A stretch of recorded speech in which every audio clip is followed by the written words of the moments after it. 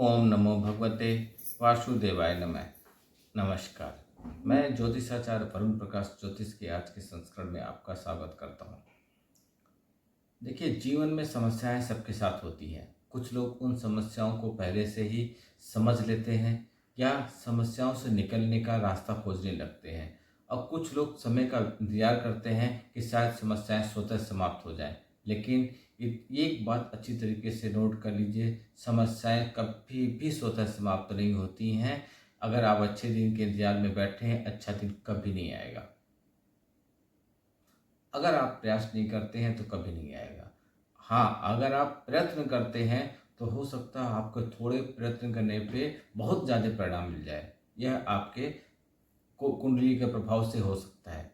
लेकिन आप प्रयत्न ही नहीं करेंगे तो प्रभाव कहाँ से किस चीज़ पे दिखेगा। तो जिनके पास समस्या है वो समझ लिए पहले से, उससे निकलने का रास्ता ढूंढ लिए। कहा जाता है ना कि बीमारी को इतना गंभीर मत होने दीजिए कि आपने समय पे इलाज नहीं कराया तो वो बहुत गंभीर हो जाएगा। आपने बहुत सुना होगा, कैंसर है, इनको कैंसर की ये पोजीशन चल रही है, आखिरी पोजीशन लाने का नौबत किसने दिया? आपने दिया। समय पे उपचार नहीं किए, समय पे दवाएं नहीं लिए, समय पे जो चीज़ करना चाहिए था आप वो नहीं किए, बाद में गंभीर रूप धारण कर लिया और जिंदगी और मौत तक की स्थिति आ गई। सेम ज्योतिष में है। आपकी समस्याएं हैं और आपने तत्काल रूप से उसका प्रभाव नहीं का इलाज नहीं कराया, तत्काल रूप से प्रभाव से खत्म करने का उपाय नहीं किया, आप परेशानी को इंतजार करते रहे, तो कभी नहीं खत्म होगा। और फिर जो ऐसे विकट रूप परिस्थिति आ सकती है कि आपको उपाय बताने पे भी आप नहीं कर पाएंगे। वो कई बार बुरे ग्रह का प्रभाव ऐसा होता है कि आप चाहते हुए बहुत चीज़ें नहीं कर पाते, जानते तो सब कुछ है लेकिन कर कुछ पाते ही नहीं। तो ऐसे में आप ज्योतिष के माध्यम से ज्योतिषाचार की सहायता लीजिए।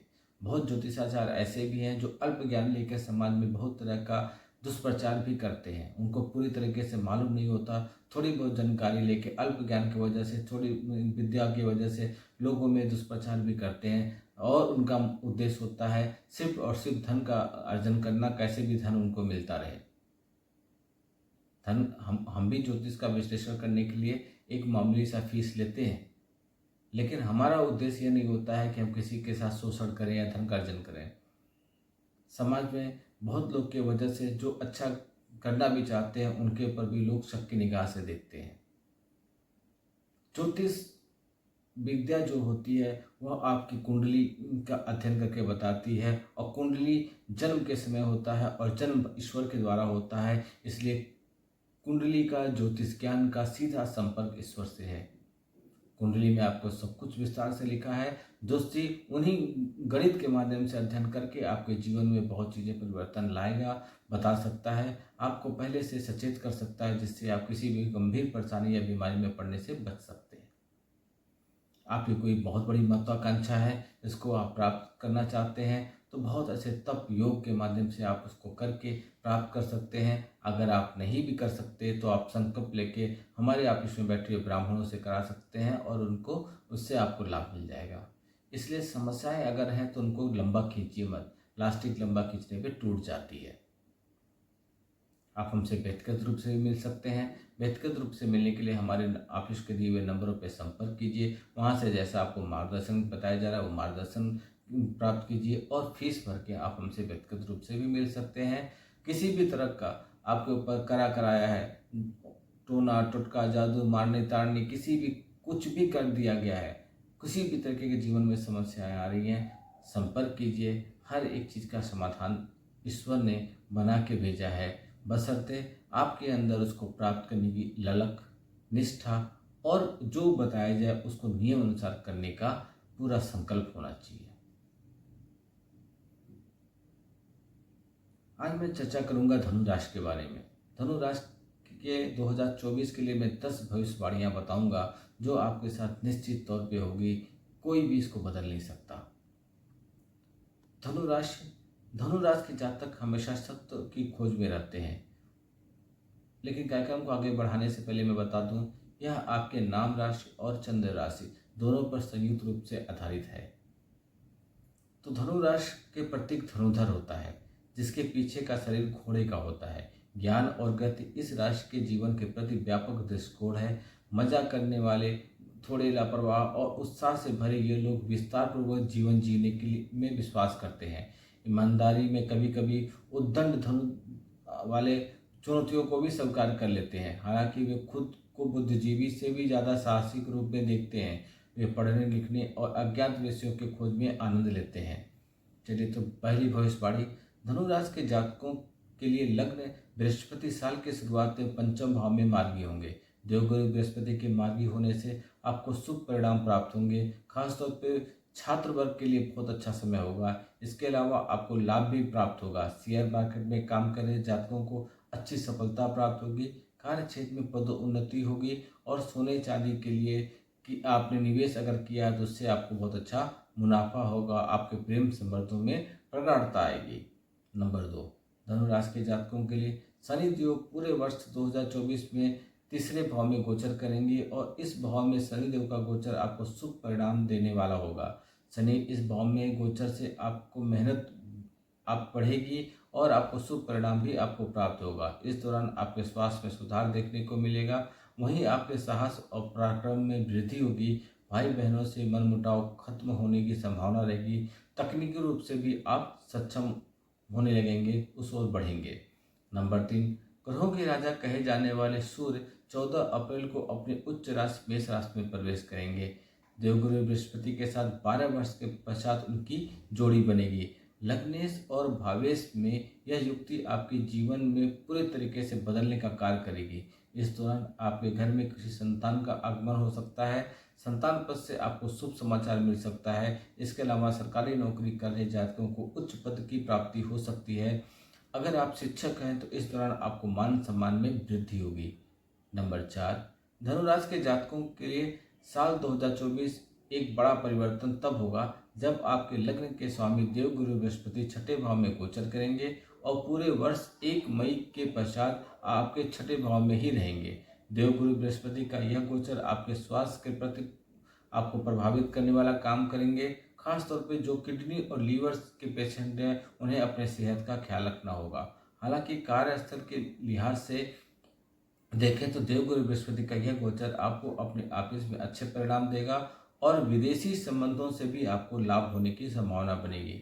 इस साल आपकी पूजा पाठ में रुचि बढ़ेगी। आप कर्म कांड से भी लाभ प्राप्त करेंगे। नंबर 5, इस साल की शुरुआत में ही जब देवगुरु बृहस्पति और आपके कर्म प्रधान ग्रह शनि दोनों की दृष्टि आपके भाग्य स्थान पर होगी और भाग्य के स्वामी सूर्य का गोचर आपके लग्न में होगा। ऐसे में शनि और बृहस्पति की दृष्टि आपके भाग्य की वृद्धि करने वाली होगी। साल की शुरुआत 4 महीने आपको अपने भाग्य का पूरा साथ मिलेगा। आपके पिता का आपको सहयोग मिलेगा। इसके अलावा कुछ धार्मिक यात्राएं भी आपकी होंगी जिससे भविष्य में आपको अच्छा लाभ होने की पूरी उम्मीद रहेगी। नंबर 6, धनु राशि के जातकों के लिए यह पाप ग्रह मंगल 15 मार्च को शनि देव की राशि कुंभ राशि में गोचर करेंगे और शनि देव के साथ युक्ति बनाएंगे, जोड़ी बनाएंगे। दोनों पाप ग्रहों की जोड़ी तीसरे भाव में होगी जो कि 23 अप्रैल तक रहेगी। तीसरे भाव में इस दोनों के ग्रहों के गोचर से आपको अत्यधिक सफलता देने वाला होगा। इस दौरान कार्य की अधिकता रहेगी लेकिन आपको प्रसिद्धि भी प्राप्त होगी। अगर आप कानूनी लड़ाई लड़ रहे हैं तो इसमें आपको विजय प्राप्त हो सकती है। पैतृक संपत्ति से मुनाफा होगा। किसी कंपनी या फैक्ट्री में काम करते हैं तो आपको उच्च पद की प्राप्ति होगी। जमीन से जुड़े मामलों में भी मंगल का यह गोचर बेहद लाभकारी सिद्ध होगा।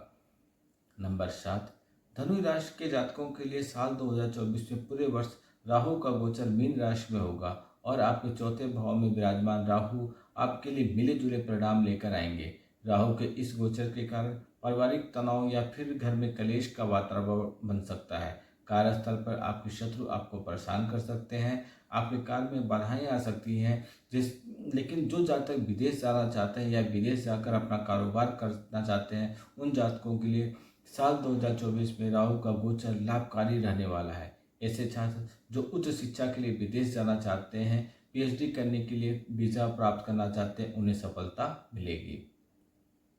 नंबर 8, भौतिक सुख सुविधा और स्त्री के कारक ग्रह शुक्र 31 मार्च को अपनी उच्च राशि में यानी कि मीन राशि में प्रवेश करेंगे और अति बलवान हो जाएंगे।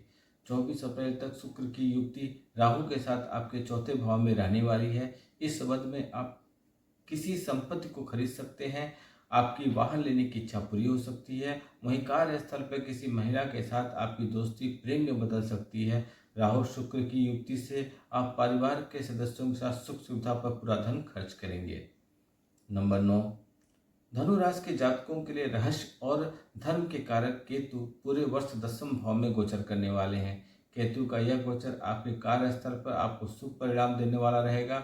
इस साल आपको अपनी टीम को लीड करने का मौका मिलेगा।